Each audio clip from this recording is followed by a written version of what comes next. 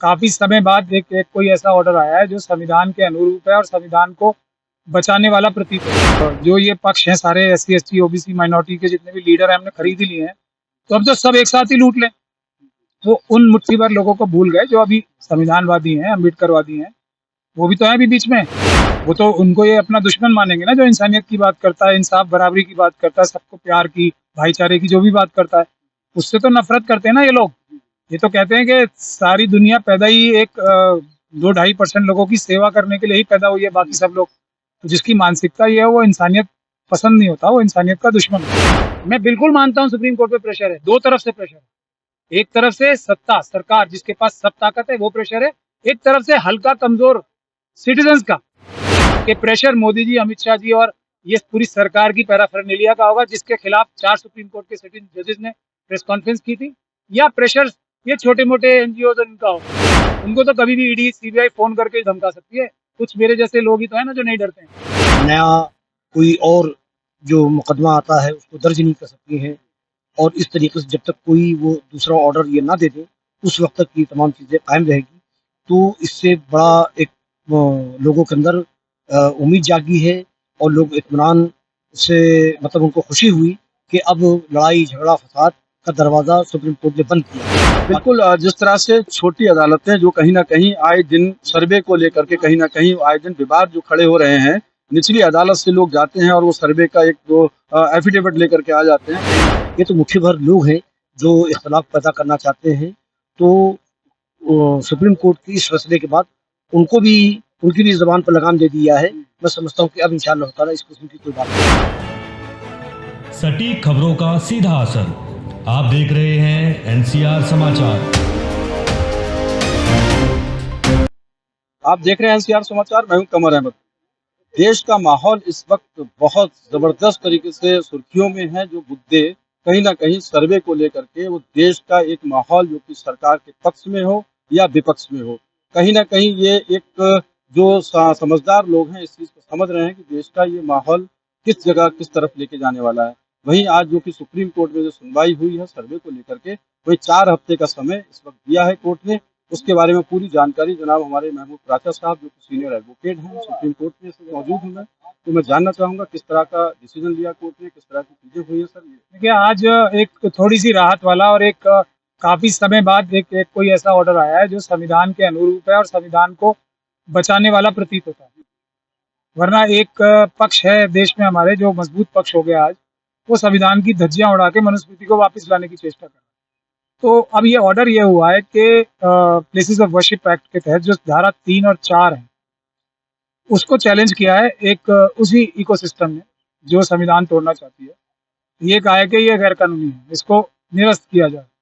तो अब supreme court ने ये कहते हुए इस पे स्टे लगाया है और वजह दी है ओरली, लेकिन स्टे तो लगा दिया है कि अगर आप लोग खुद चैलेंज कर रहे हैं इस कानून को और सुप्रीम कोर्ट में कर रहे हैं, जो सारी निचली अदालतें हैं वो तो फिर कैसे फैसला कर पाएंगी, जबकि सबसे ऊपर की अदालत में इसके बारे में ये सही है या गलत है अभी फैसला ही नहीं हुआ।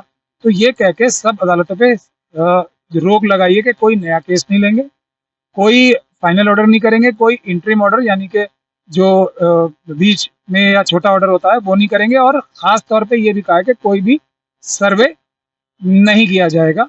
तो ये है, इसकी वजह से काफी थोड़ी सी राहत मिली है इस पक्ष को, संविधान वाले पक्ष को, और जो संविधान तोड़ना चाहते हैं उनको आज काफी बेचैनी हुई है। सर लेकिन एक चीज़ ये जानना चाहूँगा मैं, देश में इस वक्त माहौल है कहीं ना कहीं जो ऐतिहासिक इमारतें, चाहे हम काशी की बात करें, चाहे जो अलग अलग जगहों पे जिस तरह से सर्वे के ऑर्डर हुए थे, लेकिन कहीं ना कहीं जो बुजुर्ग जिन्होंने इंसानियत का पैगाम दिया था, अजमेर शरीफ की दरगाह की अगर बात करें हम, तो उनके लिए भी कहीं ना कहीं कोर्ट ने एकदम नोटिस लिया और फौरन उसको संज्ञान में लेकर के उस पर कार्रवाई शुरू करवा दी। उसको लेकर के क्या क्या देखिए, लालच में ज्यादा आ गए सामने वाला पक्ष ना। गिनती वो 1 2 3 4 ऐसे होता ना, जैसे मथुरा काशी अयोध्या झांकी है, मथुरा काशी बाकी, मतलब 1 2 3, वो 3 के बाद सीधा 30,000 कर दिया, फिर 40,000 कर दिया। तो वो लालची हो गए बहुत ज्यादा, इतना उन्हें काट लिया जितना वो चबा भी नहीं पा रहे, निगल भी नहीं पा रहे। तो इसलिए अब अंधेर नगरी भी क्या कह सकते हैं कहीं ना कहीं भारी पड़ रहा है? नहीं, भारी नहीं पड़ रहा। उनको ऐसा लगा कि अब तो, क्योंकि हमने जो ये पक्ष हैं सारे एससी, एसटी, ओबीसी, माइनॉरिटी के जितने भी लीडर हैं हमने खरीद ही लिए हैं, तो अब तो सब एक साथ ही लूट लें। वो उन मुट्ठी भर लोगों को भूल गए जो अभी संविधानवादी हैं, अम्बेडकरवादी हैं, वो भी तो हैं अभी बीच में। लेकिन ये एक मैं समझ नहीं पा रहा हूँ, क्योंकि देश में इस जो जो बुजुर्ग हम बात करें हजरत मोइनुद्दीन चिश्ती की, जो बुजुर्ग वहाँ पे अजमेर शरीफ में दफन है वहाँ पर, उन्होंने कहीं ना कहीं इंसानियत का एक पैगाम दिया था, देश को कहीं ना कहीं एक मैसेज दिया था कि हमारे देश की जो पहचान है वो सूफीज्म को लेकर के है। तो उसमें कहीं ना कहीं उन बुजुर्ग उनको ही टारगेट क्यों किया? ये तो आप समझ लीजिए ना, जो इंसानियत पसंद होंगे वो ऐसे लोगों की इज्जत करेंगे, जो इंसानियत पसंद ही नहीं होंगे वो तो उनको ये अपना दुश्मन मानेंगे ना। जो इंसानियत की बात करता है, इंसाफ बराबरी की बात करता है, सबको प्यार की, भाईचारे की जो भी बात करता है, उससे तो नफरत करते हैं ना ये लोग। ये तो कहते हैं कि सारी दुनिया पैदा ही एक 2-2.5% लोगों की सेवा करने के लिए ही पैदा हुई है, बाकी सब लोग तो जिसकी मानसिकता ये है वो इंसानियत पसंद नहीं होता, वो इंसानियत का दुश्मन होता है। तो सर 4 हफ्ते के बाद क्या लगता है, क्या सुप्रीम कोर्ट क्या फैसला ले सकता अभी 4 हफ्ते की बात नहीं है, अगली डेट तक ये स्टे लगा है। अभी अगली है? 4 डेट हफ्ते के बाद नहीं, 4 हफ्ते नहीं, 8 हफ्ते के बाद की डेट लगेगी, लेकिन अब देखते हैं उस डेट पे क्या होता है। अभी तो केंद्र सरकार को एक आ गया है कि आप अपना एफिडेविट फाइल करो, जो आपने अभी तक नहीं किया। सब रुक जाएंगे, लेकिन ये एक टेम्पररी ऑर्डर है। ये मैं आपको बता दूं, मैं दूसरे लोगों की तरह नहीं हूँ कि ये बोलूँ कि आज हमने बहुत बड़ा किला फतेह कर लिया, कोई ऐसी बात नहीं है। This is a temporary order. अभी कोर्ट ने सिर्फ इतना कहा है, जिस चीज के बारे में हम सबसे बड़ा कोर्ट डिसाइड करना है, अभी लोअर कोर्ट्स भी कैसे कर पाएंगे उस चीज के बारे में डिसाइड, ये इसके खिलाफ लॉजिक किसी के पास है नहीं। तो इतनी बात है ना, और कोई आसमान नहीं गिर रहा है ना। 1991 में एक्ट पास हुआ था, अगर आपको चैलेंज करना था तो बहुत सारे साल थे, आपने तब नहीं किया। और अभी आपने कोई ऐसी अर्जेंसी भी नहीं दिखाई है रिसेंट पास में भी, लेकिन सडनली आप बहुत ग्रीडी हो गए, 1 2 3 की जगह 1 2 और 3,000 30,000 करने लगे। तो ऐसे में तो ऐसा होता ही है ना। There is a limit to do things which are illegal, which are patently wrong. इस तरह की अत्याचार अनाचार करने की एक लिमिट भी तो होती है ना। कितना कितना अब वो ये बोलेंगे कि सुप्रीम कोर्ट में प्रेशर है। मैं बिल्कुल मानता हूं सुप्रीम कोर्ट पे प्रेशर है, दो तरफ से प्रेशर है। एक तरफ से सत्ता सरकार जिसके पास सब ताकत है वो प्रेशर है, एक तरफ से हल्का कमजोर सिटीजन्स का प्रेशर है। बिल्कुल प्रेशर है और प्रेशर होना भी चाहिए, बट कोर्ट्स को दबाव में नहीं आना चाहिए। अब मैं जनता के ऊपर छोड़ता हूं कि प्रेशर मोदी जी, अमित शाह जी और ये पूरी सरकार की पैराफर्नेलिया का होगा, जिसके खिलाफ 4 सुप्रीम कोर्ट के सिटिंग जजेस ने प्रेस कॉन्फ्रेंस की थी, या प्रेशर ये छोटे मोटे एनजीओ इनका होगा। उनको तो कभी भी ईडी सीबीआई फोन करके ही धमका सकती है। कुछ मेरे जैसे लोग ही तो है ना जो नहीं डरते हैं। कोर्ट ने 5 सिद्धांतों की बात की जो अयोध्या वाले मामले में सुप्रीम कोर्ट के 5 जजों की पीठ ने दी थी, वो क्या है जिस पर आगे कोर्ट इस पे बात करना चाहिए? नहीं, वो तो साफ साफ है ना कि ये अयोध्या का एक्सेप्शन है। प्लेसेस ऑफ वर्शिप एक्ट में 1991 में अयोध्या का एक्सेप्शन रखा गया था। और दूसरा, ये 5 सुप्रीम कोर्ट की जजेस की जो जजमेंट है, जिसे हम कहते हैं विच इज अ फेलेशियस जजमेंट, मतलब उससे ज्यादा संविधान के खिलाफ जजमेंट कोई हो भी नहीं सकती। और चंद्रचूड़ साहब ने तो खुद कह दिया, ये जजेस ने जजमेंट नहीं लिखी थी, किसी और शक्ति ने जजमेंट लिखी।